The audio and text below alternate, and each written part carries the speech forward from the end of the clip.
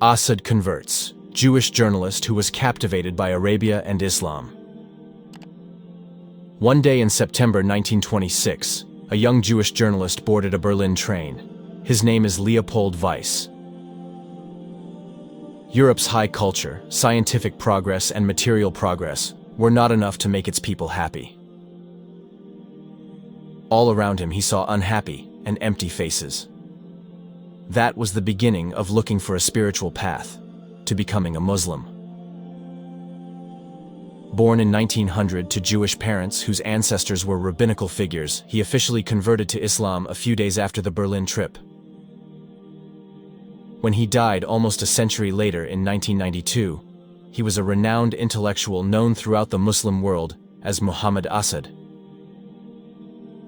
The Road to Mecca, his famous memoir, has helped introduce Islam to many people. Perhaps no other book except the Quran itself caused more people to convert to Islam, wrote Murad Hoffman. A German diplomat and himself a convert, reported in TRT World and Saturday, 24/4. Pakistani Prime Minister Imran Khan, who leads a glamorous life as a cricketer, cited Asad as the motivation that took him on a religious path. Sayyid Qutb, a leading figure in the Muslim Brotherhood, drew on Asad's work to form his own views on political Islam. Margaret Marcus, a young Jewish woman, leaves life in New York to live in Lahore after reading The Road to Mecca. She adopted the name Maryam Jamila and became a renowned Islamic scholar. Asad's translation of the Quran in English is juxtaposed with the translations of Marmaduke Pickthall and Abdullah Yusuf Ali. Although his conversion experience is often written about, his conversion was not the result of a sudden revelation. It was partly related to the chaos that young Asad witnessed in Europe after World War I. Asad grew up in Lwów, a city that in the early 20th century was part of Austria, in the home of his wealthy father, a wealthy lawyer.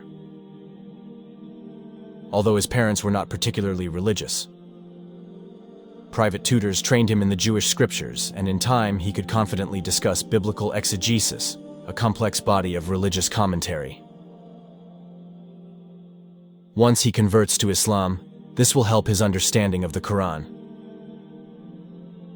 So, at the age of 13, I could not only read Hebrew very fluently, but also speak it freely, and, in addition, knew quite a bit of Aramaic, he wrote.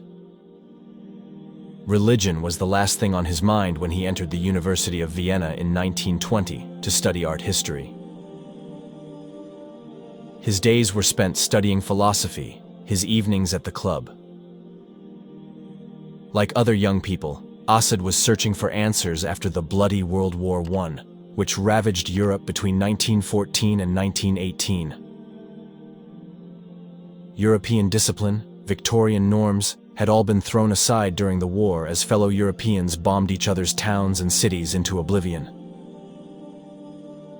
As a result comes suffering and soul-searching.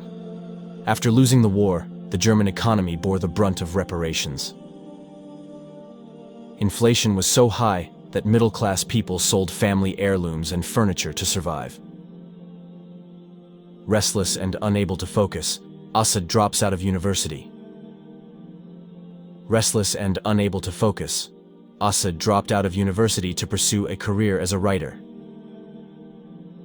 Asad traveled to Berlin alone, where he dabbled in the art world for a while, wrote film scripts, and spent whatever he earned on all-night parties involving booze and women. Most of the time, he remained short of money. He briefly worked for a news agency and printed breaking news when he interviewed Madame Gorky, the wife of the famous Russian writer, Maxim Gorky. But Asad never really settled down. Something else is calling to him, namely the call to Islam, and his path will pass through Jerusalem. Asad fell in love with Arabs before he fell in love with Islam, said Shalom Goldman, a religion professor at Duke University who is writing a book about Jewish converts to Islam. Islam is the way to be Arab. That's why, instead of going to a religious school, He lived with an Arab nomadic tribe for 6 years in Saudi Arabia, added Goldman.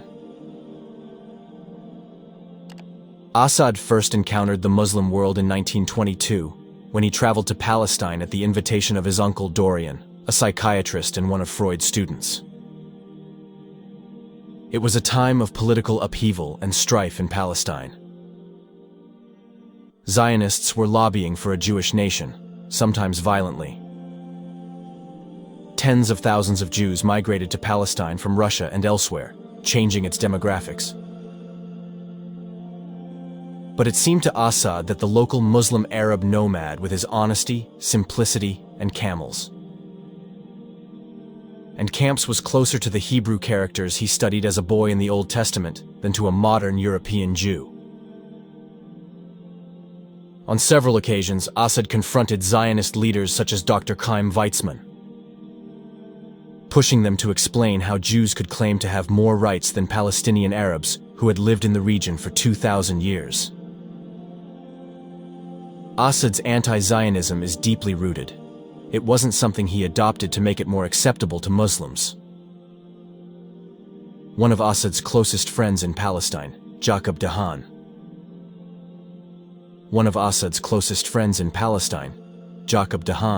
a Dutch Jewish journalist, was killed by Zionist extremists because of his persistent opposition to the way Arabs were treated. Years later, when Israel tried to claim all of Jerusalem, Asad would continue to defend the rights of Palestinians. Zionists want to make Jerusalem the capital of Israel forever, he wrote in the article, The Vision of Jerusalem, published in 1982. But immortality is an attribute only of God, he said.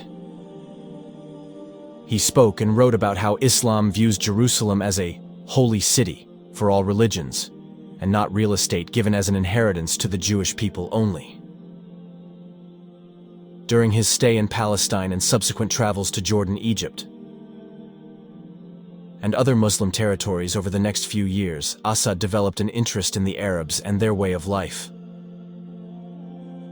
His story, published in the Frankfurter Zeitung, one of Germany's most respected journals,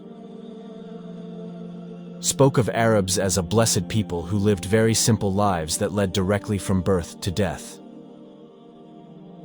His articles were later compiled as his first book, The Unromantic Orient.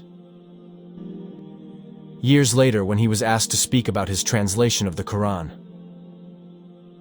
Asad instead dedicated much of his speech to why he thought God chose to send his last messenger to the Arab lands. The difficult life in the desert made the nomadic Arab realize how insignificant he was. According to Asad, a nomad appreciates that beyond the many gods of the Arab tribes, there must be one supreme being who sustains life. After his experiences in Palestine, he traveled further to the Arabian Peninsula, in what is now Saudi Arabia, immersing himself in desert life and becoming a virtual Arab, as is evident from his mastery of the Arabic language. For 6 years, he lived among nomadic tribes in Saudi Arabia, riding camels, wearing clothes, and learning their dialect. From Saudi Arabia to Pakistan and the United States, Asad has left a lasting impact in helping thousands of people find their faith.